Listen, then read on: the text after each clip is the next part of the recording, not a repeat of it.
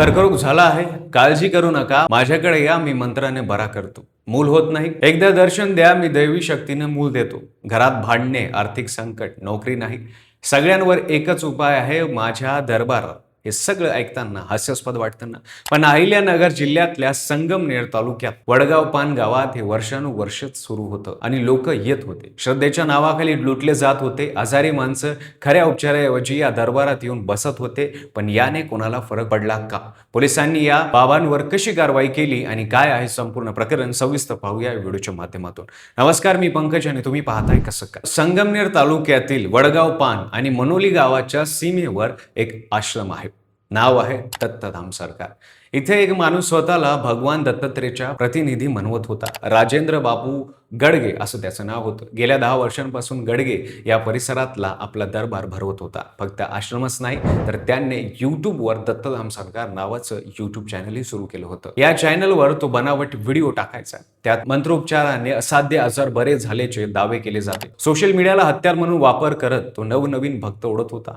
दूर दूरून लोक त्याच्या दरबारात यायचे, पैसे द्यायचे आणि नंतर रिकाम्या हाताने परत जायचे. पण काही महिन्यापूर्वी एक व्हिडिओ व्हायरल झाला.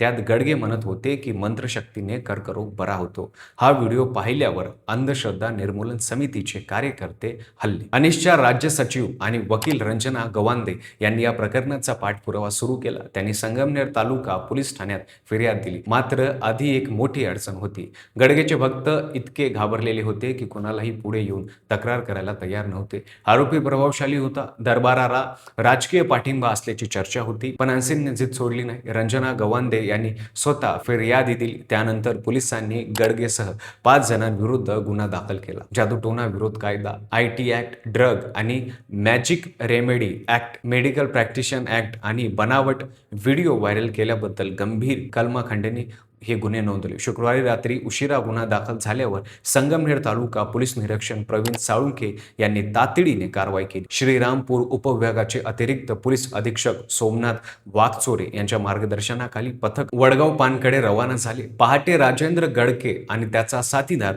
मधुकर शिंदे यांना ताब्यात घेण्यात आलं. बाकीचे 3 RPD मोहन पुरी, ज्ञानेश्वर गडके आणि सुरेश शिंदे पळून गेले.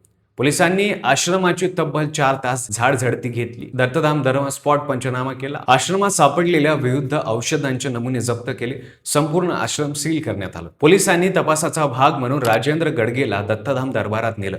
पंचनामा सुरू होता. सामान्यतः अशा वेळी आरोपी गप्प बसतात.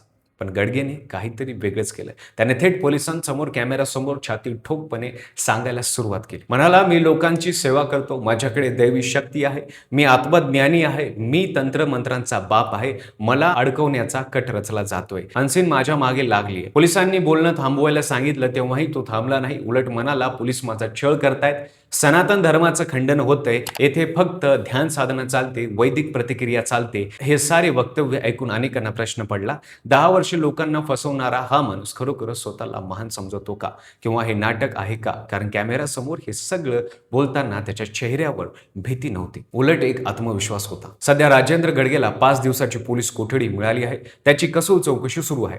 आश्रमातून जप्त केलेल्या औषधांच्या नमुन्याचं विश्लेषण होणार आहे. त्यातून कदाचित आणखी मोठे धागेदोरे मिळण्याची शक्यता आहे. फरार असलेल्या तिघांचा शोध सुरू आहे. गडगेची मुलगी ज्ञानेश्वर गडगे आणि डॉक्टर मोहन पुरी याचं नाव आरोपींमध्ये आहे. हे विशेष लक्षात घेण्यासारखं आहे. म्हणजे हे एकट्याचं काम नव्हतं, पूर्ण कुटुंब या धंद्यात सहभागी होता. दत्तधाम दरबार बंद झाला आहे. YouTube चॅनलवर पाळत ठेवली जात आहे. पोलिसांनी तपास पुढे नेताना अजून किती पीडित आहेत हे शोधण्यास सुरुवात केली आहे. कारण 10 वर्षाचा हा धंदा, हजारो लोक या जाळ्यात ओढले गेले असण्याची शक्यता नाकारता येत नाही. राजेंद्र गडगे आता गजाआड आहेत. दत्तधाम सरकाराचा दरबार बंद झाला आहे. पण खरा प्रश्न आहे की हे गडगे एकटे नाहीत.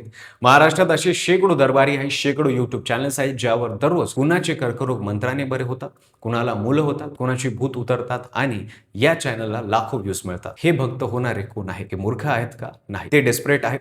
आजार असलेला माणूस, मूल न होणारी स्त्री, घरात संकट असलेला माणूस यांना कुठलाही आधार हवा असतो आणि गडगे सारखे लोक हाच आधाराचा बाजार मांडतात. म्हणूनच अन्सन सारख्या संघटनाचं काम महत्वाचं आहे. तुमच्या ओळखीत असा कुणी बाबा, बुवा, दरबार असेल तर सावध राहा. तुम्हाला या सगळ्या प्रकरणाबद्दल काय वाटतं ते तुम्ही कमेंटमध्ये नक्की सांगा. व्हिडिओ आवडला असेल तर लाईक करा. चॅनलवर नवीन असताल चॅनलला सबस्क्राईब करा आणि बेल आयकॉनला दाबायला विसरू नका आणि पाहत राहा फक्त कसं काय.